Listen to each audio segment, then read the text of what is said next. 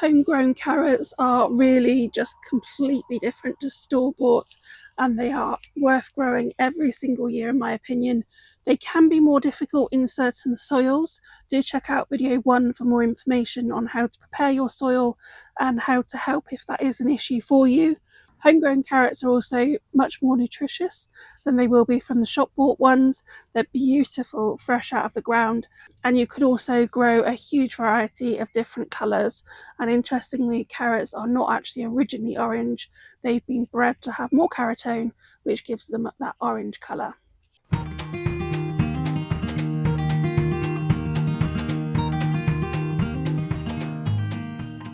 It's really important that we do have fresh seeds for this grow along. So if you've got an older packet, then you could try and sow them a little bit more thickly. But in a sort of 2 weeks, if you haven't seen any growth, then I would buy some new ones and get them in as soon as you can. So we're growing 2 different varieties today, and these are both from Tamar Organics. So the first variety is a variety called Milan. This is an early variety, so quicker producing. And then we have a main crop carrot, which is called Savita. We do have a discount code for Tamar Organics. So if you comment newsletter, I will send you the link and you can sign up for that. And then the discount code is in there.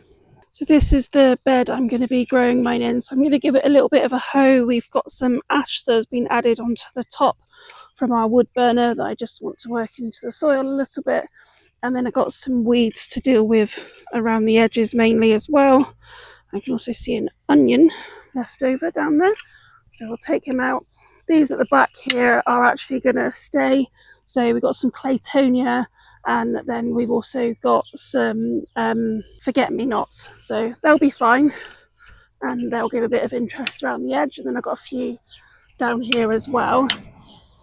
Carrots are one of those things that we need to protect from carrot root fly, so that's something that we do want to consider. If you have got the space to actually plant some herbs around the edge, then that would be really beneficial as well.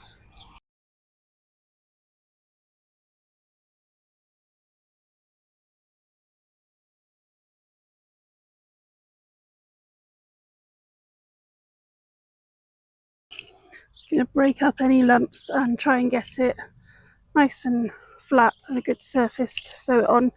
If your soil is still really wet, then I would allow a few more days in order for it to dry out a little bit.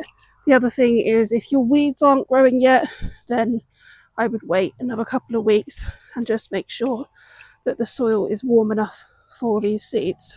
We talk about that more in video 1, so do make sure you check that one out if you haven't already. So my soil is nice and open texture, not too clay or anything like that, and actually doesn't have too many stones, so it's a really good surface in order to sow these carrots. So next I'm just going to take my dibber and just run some lines along. Now I do see people doing this really deep, and I don't think they need to go anywhere near that deep. Seeds will struggle if they are too deep in the ground, so I find it much easier to just do a very shallow, it's maybe half an inch deep, no more than that.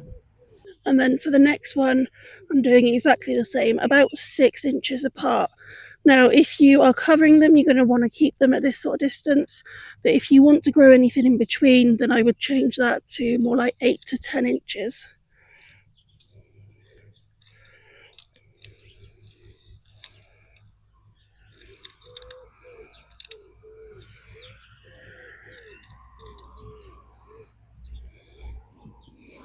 So the first one I got going in today is Solvita. So I'm going to add the label into there.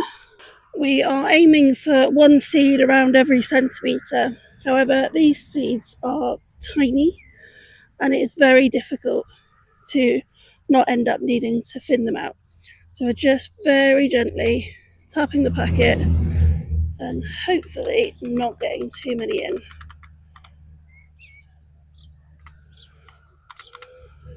As our seeds only do last the season, Any crops that I take out that leave a bit of a row, I will add a line of carrots in between and try to use the seeds up within the year.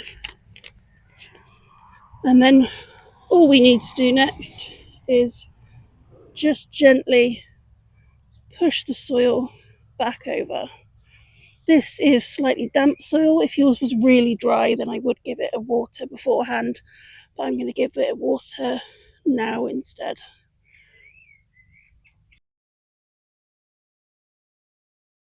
I'm not going to do another row here because I've got potatoes going in next to this, and I don't want their foliage to cascade over too much and cause these issues with germination, so I can add a row later for those.